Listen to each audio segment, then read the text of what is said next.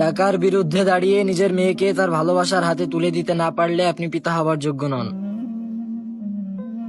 মেয়েকে যদি টাকার কাছেই বিক্রি করার থাকে তাহলে প্রেম করার সময় কেন নেননি ব্যবস্থা?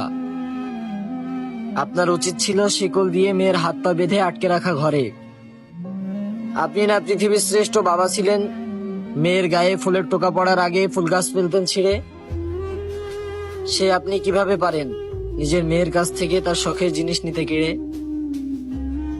মনে রাখবেন, টাকা পয়সায় সকল সুখের উৎস নয়। আপনার মেয়ে তার শখের পুরুষের সাথে 5 টাকার রিক্সা ভাড়ায় ঘুরে যে শান্তি পাবে, তার টাকা দিয়ে কিনে নেওয়া পুরুষের সাথে 500 কোটি টাকার গাড়িতে চড়েও পাবে না।